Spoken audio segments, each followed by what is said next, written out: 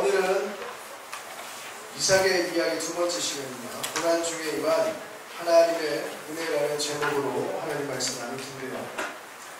여러분들이 이 이삭의 인생을 통찰하게 될 때에 기억해야 될 것이 뭐냐면 이삭이 살아가면서 흉년을 만났다는 것, 또 그의 삶에 많은 사람들의 공격으로 인한 도피가 이루어졌다는 것, 이러한 안 좋은 일들이 일어났다는 현상, 그리고 또 한 가지 측면에서 이 이삭이 하나님께 복을 받겠다는, 주신다고 하신 하나님의 약속과 같이 100배의 결실을 거둔다든지 그가 창성하고 왕성한 사람이 된, 그래서 양과 소가 때를 이루는 이러한 인생을 살았다는 현상, 이러한 눈에 보이는 가시적 현상으로 여러분들이 의미를 해석하는 것이 하나님께서 이삭을 우리에게 알려주시는 이유가 아니라, 오늘 보면 5절도요. 이는 아브라함이 내 말을 순종하고 내 명령과 내 계명과 내 율례와 내 법도를 지켰습니다 라고 말씀을 하신다, 그죠? 그러니까 이 이삭이 경험하게 된, 그 이삭이 도착하게 된 그 지점까지는 하나님께서 염두하시고 또 이삭이 알아야 될 그 사건들의 진리가 있다는 거예요. 눈에 보이는 현상에 담겨져 있는 참된 의미, 하나님의 목적이 있다는 거예요. 그게 뭐라고요? 아브라함, 자기의 아버지였던 아브라함이 하나님의 말씀을 듣고 하나님의 말씀에 순종하여 하나님 안에 거하는 삶이 되었던 것처럼 너도 다른 것 다 필요 없어. 오직 하나님 안에 거하면 너는 복된 삶이야 라는 것을 이야기하고 있는 겁니다. 자, 그런 측면에서 우리가 한번 보자고요. 이삭은 여러모로 아버지였던 이 아브라함과 비슷한 삶을 살았던 사람입니다. 오늘 보면 1절을 보아도 이 가나안 땅에 흉년이 들자 이삭이 어디로 가려고 했어요? 애굽이요. 여기는 안 나와있나요? 그래요? 블레셋 왕 아비멜렉에게 이르렀다고 했잖아요, 그죠? 이러한 표현들을 통해서 결국 그가 가고자 했던 것은 애굽이었습니다. 이 애굽은 여러분들이 잘 알고 있는 것처럼 나일강이 흘러요. 그러니까 이 나일강의 풍부한 하루를 통하여서 이 땅에는 소출이 넘쳐나는 거예요. 무엇을 심든지 풍성한 결실을 맺는 거예요. 그러니까 이 이삭이 자기가 살던 곳에 흉년이 들자 그렇듯 소출이 많고 먹을 것 걱정이 없는 애굽으로 가려고 했던 겁니다. 그런데 창세기 12장 10절을 보면요. 자, 이전에 이 아브라함도 기근이 있었어요. 살던 때에. 기근이 있을 때에 어디로 가려고 했느냐? 애굽으로 가려고 했던 거예요. 똑같은 맥락에서 그런 마음을 가지고 애굽으로 가려고 했던 거예요. 그리고는 이 애굽의 왕에게 자신의 아내였던 사라를 누이라고 속입니다. 왜 속였을까요? 사라가 예뻤나 봐요. 그래서 애굽으로 가가지고 이렇게 지내려고 하다 보니까 애굽 사람들이 아브라함의 아내 이 사라를 보고 마음이 막 동요가 되는 거예요. 첫눈에 반한 사람도 있었지 않겠어요, 그죠? 그와 같이 이 아름다운 사라로 인하여서 혹시나 나를 죽일까봐 걱정이 돼서 아내라고 하지 않고 자신의 누이라고 그렇게 거짓말을 하게 된 겁니다. 그래서 그 거짓말로 인해서 결국은요 애굽의 바로 왕이 하나님 앞에 심판을 받게 되는 결정적인 계기가 되어집니다. 그런데요, 이 이삭도 마찬가지였어요. 오늘 함께 읽지는 않았지만 6절 이하를 보게 되면요, 블레셋 왕 아비멜렉에게 이 이삭도 자신의 아내 리브가를 누이라고 속이면서 죄를 짓도록 유도하려고 했다는 점입니다.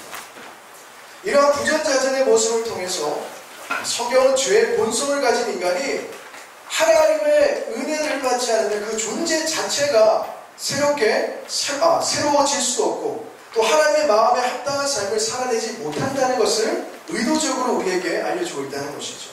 중요한 것은요, 그와 같이 연약하고 부족한 인생들을 하나님께서 뭐라고만 하시지 않아요. 꾸중만 하시거나 심판만 하시는 것이 아니라 그런 인생에 찾아오신다니까요. 우리가 잘 알고 있는 찬양의 가사 있잖아요. 시간을 뚫고 공간을 뚫고 하나님은 우리에게 찾아오십니다. 찾아오셔서 당신이 택하신 백성들에게 기필코 은혜와 복을 주심으로 새로운 삶을 살아갈 수 있도록 그렇게 인도해 가신다는 겁니다. 이것이 우리를 향한 하나님의 열심이자 우리가 가져야 될 소망인데요. 자, 2절을 보면요, 하나님께서는 애굽으로 내려가려고 하던 이삭을 찾아오십니다. 그리고는 절대로 애굽에 가지 말라라고 그렇게 경고를 하셨는데, 오늘 보면 6절을 보면요, 이삭이 어디에 거주했냐? 그랄입니다. 그랄 땅에 머무르게 되었어요. 이 그랄은요, 여기 보여요? 왼쪽 목사님 쪽에서 오른쪽에서 밑에 저기 부솔 시내 위에 그랄 보여요? 부엘세바 옆에, 그죠?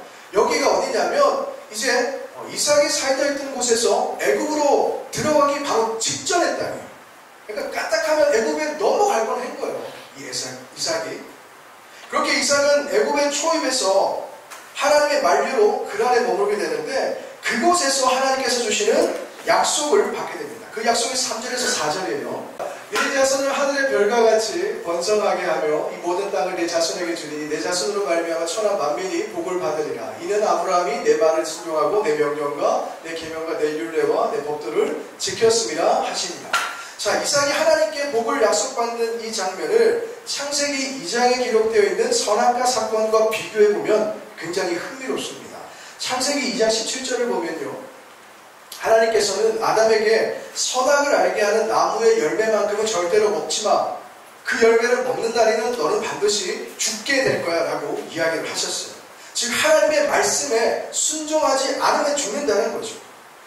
그런데 아담은 이러한 하나님의 말씀에 결국 불순종해서 하나님과의 관계가 단절되는 영적인 죽음에 이르게 됩니다.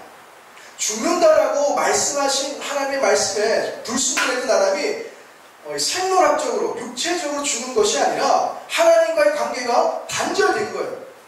이런 영적인 죽음이 시작되었고, 그 아담의 후손들은 태어나면서부터 하나님과 단절되어진 영적인 사망, 영적인 죽음으로부터 인생이 시작된다는 것을 우리에게 알려주고 있다는 겁니다.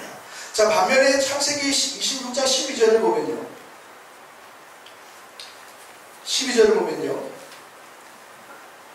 이삭은 하나님의 말씀에 순종해서 그랄 땅에 있었는데, 하나님께서 이삭으로 하여금 이 농사를 통해 100배의 결실을 얻게 하시고, 또 이어지는 이 13절을 보면요, 하나님께 복을 받은 이삭이 창대하고 왕성하여 마침내 큰 부자가 되었습니다. 앞서 이야기했던 이 선악과 사건과 극명한 대조를 보이고 있는 거죠. 이러한 내용들을 접하면서요, 애굽으로 내려가는 것은 무조건 죄이구나, 애굽에 가는 것 자체가 하나님께서 싫어하시는 것이구나 라고 여러분들이 생각하면 안 돼요. 선악과를 먹었느냐 안 먹었느냐, 내가 무엇을 먹었느냐가 중요한 게 아니라 하나님께서 먹지 말라고 하시면 안 먹는 거예요. 하나님께서 먹으라 하시면 먹는 거예요. 이와 같이 하나님의 말씀에 내가 순종했느냐 순종하지 않았느냐, 그것이 죄가 규정이 된다는 거예요. 그래서 사실상 애굽으로 내려가고 안 내려가고가 죄를 규정하는 것은 아니라는 겁니다. 그러므로 이삭이 애굽으로 가려고 했을 때에 하나님께서 그것을 허락하셨다면, 그래서 애굽으로 갔다면 그게 맞는 거예요. 그런데 하나님께서 애굽으로 가려고 하던 이삭의 삶에 너 애굽으로 가지마 라고 막으시면 안 가는 것이 맞다는 겁니다. 여기서 한 가지 질문이 생길 수 있죠. 자, 목사님이 설교를 시작하면서 아브라함, 아버지에 대해서 이야기를 했어요. 그죠? 이 아브라함은 기근이 있을 때 어디 갔다고 했어요? 애굽에 갔잖아요. 그죠? 이삭과 같이 애굽에 들어가지 못한 것이 아니라 애굽으로 들어갔어요. 그렇다면 아브라함은 왜 애굽으로 간 것을 하나님께서 그냥 놔두셨을까요? 그래서 결국 아내를 누이라고 속이고, 그래서 다른 사람의 아내를 취하려던 이 애굽 왕을 혼내시고 다시 아내를 찾게 하셨을까요? 그 다음은요, 아브라함이 이러한 사건들을 통해서 다시 자기가 살고 있던 가나안으로 돌아왔다는 것입니다. 여러분 잘 기억하세요. 하나님께서는요, 눈앞의 기근 때문에 하나님께서 약속하신 땅, 그러니까 출애굽 이후에 젖과 꿀이 흐른다, 너희는 그 땅에 가야 돼 라고 말씀하신 그 가나안에 사는 것이 하나님의 마음이셨어요. 근데 기근이 일어나니까 아브라함은 그러한 하나님의 이후에 이루어질 약속의 말씀을 깨닫지도 못하고 마음에 담아두지도 않고 그냥 눈에 보이는 현상 때문에 하나님의 말씀에 불순종을 했다는 것입니다. 그래서 하나님께서는 그래, 네 하고 하고 싶은 대로 한번 해봐라. 기근이 있을 때 한번 애국으로 가봐. 네가 그렇게 하고 싶은 대로 했을 때에 네가 진짜 살 수 있는지 한번 두고 보자. 그걸 경험해 보라고 하시는 거예요. 그렇게 하고 싶은 대로 나갔는데 결국 어떻게 됐어요? 다른 사람으로 하여금 죄를 짓도록 죄를 방주하고 유발시켰던 삶이 되었다는 거죠. 이 아브라함의 계획, 아브라함이 애썼던 모든 일들은 사실상 처음부터 마지막까지 모든 것들이 실패였습니다. 이러한 사건을 경험하고 가나안으로 돌아온 아브라함이 무엇을 느꼈을까요? 하나님의 약속하신 땅, 가나안에 기근이 있다 할지라도 하나님의 말씀에 순종하여서 내가 있어야 될 그곳에 있는 것이 가장 최선이구나. 내가 생각할 때에는 여기서 벗어나는 것이 최선의 선택인 것 같은데 그럼에도 불구하고 하나님의 말씀에 여전히 순종하는 것이 가장 안전한 삶이구나. 가장 행복한 삶이구나. 이것이 가장 복된 삶이구나. 이것을 아브라함이 깨닫게 됐다니까요. 그러므로 이삭과 같이 애굽으로 가는 도중에 그렇게 막으신 것이나 아브라함과 같이 애굽으로 가서 고생을 죽도록 하고 다시 살던 곳으로 돌아온 것이나 하나님의 목적은요 한 가지였습니다. 하나님의 백성이 하나님의 말씀에 순종하는 자로 살아가게 하심으로 마침내 그 인생에 복을 주시고 은혜를 누리고 평안을 누리도록 하시기 위함이라는 것이죠. 자, 이쯤에서 여러분들이 오해하지 말아야 될 것이 뭐냐? 이삭이 하나님의 말씀에 순종했을 때에 이 세상의 것으로 보상받은 것이 그것이 복의 궁극적인 의미는 아니라는 거예요. 하나님께서 이삭에게 애굽으로 가지 않으면 오늘 보면 3절 4절 통해서 약속하신 복을 주시겠다 말씀하세요. 그래서 12절에서 13절을 통해 이삭이 그 땅에서 농사하여 100배의 결실을 거두게 되었고 또 창대하고 왕성하여 큰 부자가 된 것으로 그렇게 하나님께서 약속하신 복이 성취되는 것으로 우리가 오해될 수도 있지만 그게 아니라는 겁니다. 그러나 이어지는 이 14절 이하를 보게 되면 이 이삭은요 큰 부자가 되었지만 도망자의 신세가 되는 거예요. 블레셋 사람들이 시기를 합니다. 100배의 결실 거두니까 양과 소가 떼를 이루니까 야 흉년인데 이삭이라는 사람은 왜 저렇게 잘 되는 거야? 블레셋 사람들이 그 모습을 보고서 시기했다는 거예요. 자, 이 부분의 자세한 내용은 다음 주일날 제가 설교를 하겠지만 그렇듯 블레셋 사람들로부터 시기와 질투를 받게 된 이삭이 그때부터 이리저리 쫓겨다니는 신세가 돼요. 또 그가 파는 우물도요. 우물도 누구냐? 그랄 목자들, 그 땅에 있던 그랄 목자들에게 다 빼앗겼다는 거예요. 여러분, 이러한 이삭의 삶을 평가할 때에 우리가 복을 받았다라고 할 수 있을까요? 복을 받았다라는 것은요 마침이 있어야 되는 거예요. 근데 이삭은요 마침이 없어요. 무언가 대단한 것을 받은 것 같지만 그게 마침이 아니라니까요. 무언가를 받았지만 또 다른 흉년과 같은 고난이 그의 인생에 펼쳐지게 되는 거예요. 그러므로 이 세상의 것들로 채워진 이삭은 아직까지 하나님께서 말씀하신 그 복을 얻은 사람이 아니라는 것을 우리가 알 수 있는 것입니다. 그는 앞서 흉년이라는 자연적 고난을 겪었고 이후에 큰 부자가 되어서 이제 좀 살만하니까 도망자의 신세, 자신의 것을 강제로 빼앗기게 되는 그런 관계적 고난을 겪게 되었다는 것이죠. 성경은요 의도적으로 이러한 사건의 내용을 이야기해 주는 거예요. 이삭이 큰 부자가 된 후에도 여전히 이 땅에서는 나그네로 그리고 도망자로 쫓겨다니는 그 장면을 보여줌으로써 이 세상에 그 어떤 것을 얻게 되는 것, 즉 돈을 많이 벌게 되는 것, 높은 위치에 올라 권세나 명예 얻게 되는 것, 좋은 집, 좋은 차, 명문대학, 인류 기업에 취업하는 것, 또 뭐가 있을까요? 행운권 1등 당첨되는 것. 어제 우리 아들이 1등 당첨됐는데요. 이런 걸 성경에서는 복이라고 이야기하지 않는다니까요, 여러분들. 이렇게 복을 받는 개념이 오해되도록 설명된 후에 이삭이 진짜 복받은 사람으로 인정을 받게 되는 그 장면이 26장 23절 이하부터 이제 설명이 되고 있어요. 잘 들어보세요. 이삭이 거기서부터 브엘세바로 올라갔더니 그 밤에 여호와께서 그에게 나타나 이르시되 나는 너의 아버지 아브라함의 하나님이니 두려워하지 말라. 내 종 아브라함을 위하여 내가 너와 함께 있어 너에게 복을 주어 너의 자손이 번성하게 하리라 하신지라. 이삭이 그곳에 제단을 쌓고 여호와의 이름을 부르며 거기 장막을 쳤더니 이삭의 종들이 거기서도 우물을 받으라. 자, 29절도 보세요. 너는 우리를 해하지 말라. 이는 우리가 너를 범하지 아니하고 선한 일만 너에게 행하여 네가 평안히 가게 하였음이니라. 이제 너는 여호와께 복을 받은 자니라. 여러분, 이게 지금 어떤 내용을 담고 있는지 이해가 돼요? 앞서 이삭이 100배의 결실을 거두고 양과 소가 때를 이루는 것이 이삭이 받은 궁극적인 복이 아니라고 했습니다. 그렇죠? 그런데 자, 29절에 이르러서 이삭이 진짜 복 받은 사람으로서 인정을 받게 되는 거예요. 하나님을 섬기는 사람들이 아니에요. 이방인들인 거예요. 결국은 심판받아야 돼. 그와 같은 사람들에게조차 이삭이 어떻게 보여졌다는 거예요. 아, 하나님께 복을 받은 사람이구나 라는 것이 시인되어지고 인정함이 이루어졌다는 것입니다. 그 일은요, 이삭이 브엘세바로 쫓겨나서 거기에 단을 쌓게 되어지고 하나님께 제사를 지낸 후에 일어났다는 것이 핵심이라는 거예요. 그렇게 제사를 지낸 후에야 비로소 이삭을 괴롭히던 그랄 사람들이 자신들의 나쁜 행위를 멈추고 너는 여호와께 복을 받은 자라고 이렇게 인정을 했다는 거죠. 자, 여기서 이 브엘세바는요, 아브라함이 살아있을 때에 그랄 왕 아비멜렉의 종들이 이 아브라함의 우물을 빼앗은 일이 있었는데요, 이후에 아브라함과 아비멜렉이 우물의 소유권이 이 아브라함에게 있다는 공식적인 맹세를 하게 됩니다. 자, 그 맹세를 한 장소가 브엘세바이고요. 아브라함은 이 브엘세바에 에셀나무를 심으면서 자기에게 은혜를 베푸시고 여기까지 인도하신 그 하나님을 기념했다는 것이죠. 그리고 거기에서 단을 쌓고 하나님을 예배하는 예배의 처소로 삼고 살아갔다는 겁니다.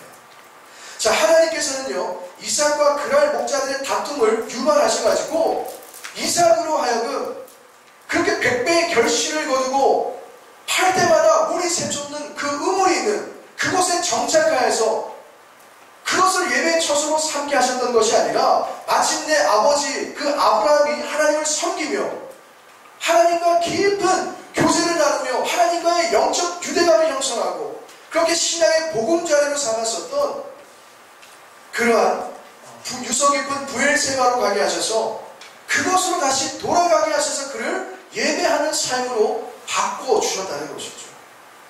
그런데 이삭이 하나님의 말씀에 순종해서 자신이 있어야 될 본래의 자리, 그렇게 아버지와 같이 하나님과 깊은 교제를 나눌 수 있는 영적 공간으로 돌아왔을 때에야 그때 비로소 이삭이 복을 받은 자가 되었던 것입니다. 여러분 꼭 기억하세요. 성경에서 말하는 복이란 세상의 가치와 물질의 부유함만으로 설명이 되지 않습니다.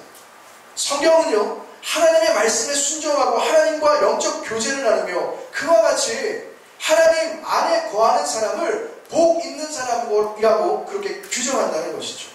세상이 옳다고 하고 그것이 복이라고 규정한 이 땅의 그 어떤 것들도 여러분 그 가치에는요 분명한 한계가 있습니다. 100배의 결실을 거둔다 하더라도 누가 빼앗아 갈 수 있는 거예요. 7년의 풍년이 있다 할지라도 그 이후에 흉년이 또 찾아올 수 있는 거예요. 지금은 내가 높은 자리에 올라간다 하더라도 힘들게 올라가는데 내려오는 것은 금방이라니까요. 열심히 무언가를 모았는데 그 모든 것들이 한순간에 사라질 수 있는 거예요. 이 세상에 없는 것으로 여러분들이 복으로 삼으면 이와 같이 그 결국은 뭐라는 거예요? 허망이에요. 낙심이에요. 상실이에요. 그건 여러분들이 추구해야 되고 여러분들이 받아야 될 복이 아니라는 거예요. 여러분들이 받아야 될 복이 뭐냐? 그건 하나님의 말씀을 순종하며 하나님의 말씀 안에 거하는 삶이 되는 것입니다.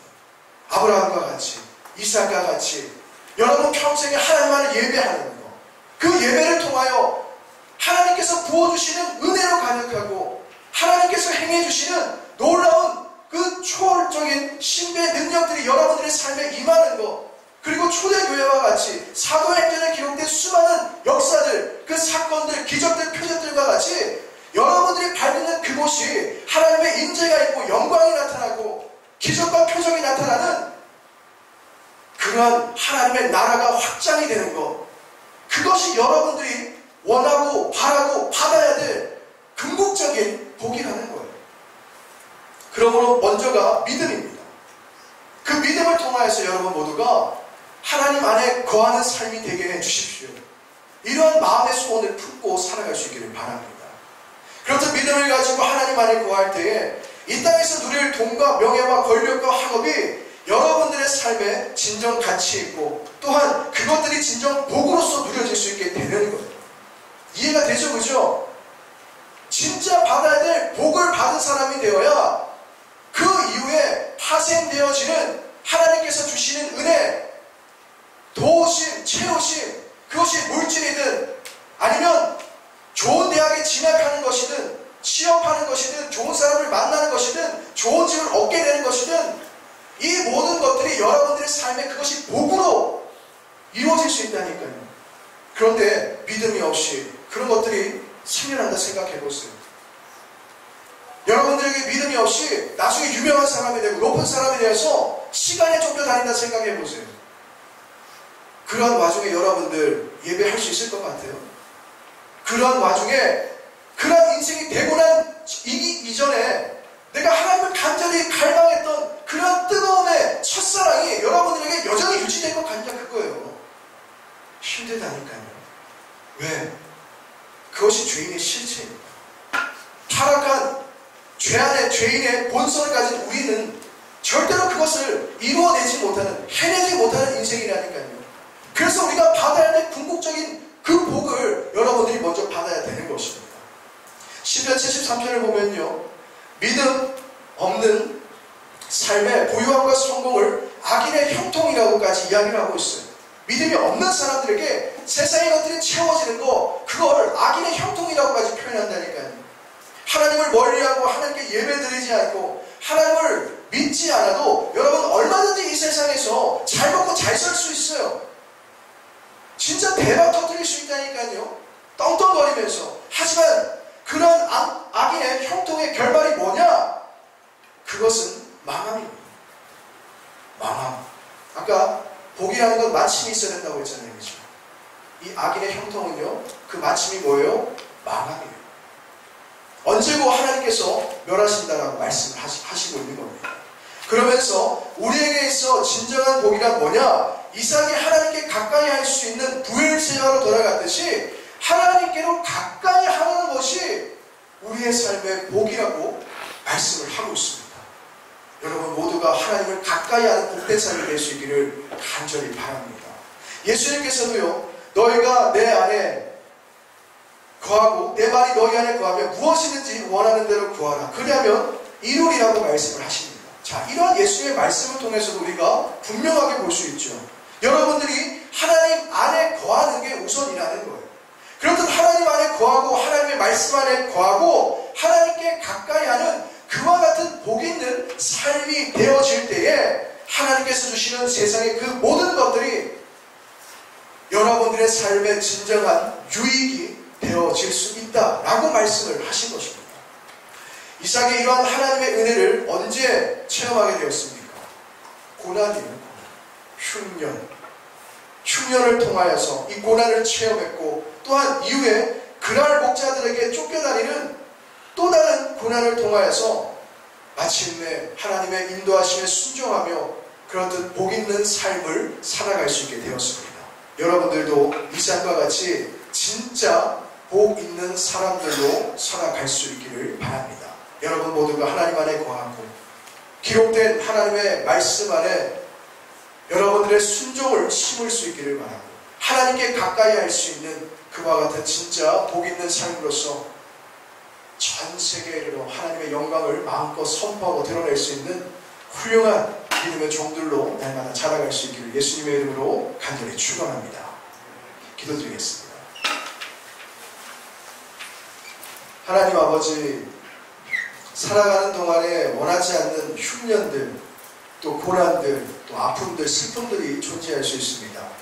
그와 같은 때에 우리의 힘과 노력을 의지하며 방법을 생각하고 강구하고 무언가를 해결해 보려고 노력하는 것이 아니라 하나님께로 돌아가는 마음의 결단이 있게 하여 주시옵소서. 주님을 가까이 하는 것이 복이라 말씀하셨습니다. 이 땅에 그 무엇이 없다 할지라도 주님을 향한 믿음을 굳건히 하게 하여 주시고 주님을 가까이 하는 삶, 하나님의 말씀 안에 거하는 삶이 되게 하여 주셔서 이후에 펼쳐질 이 세상의 모든 것들이 우리의 삶의 참된 유익으로 활용되어지고 올바르게 사용되어질 수 있도록 은혜를 베풀어 주시옵소서.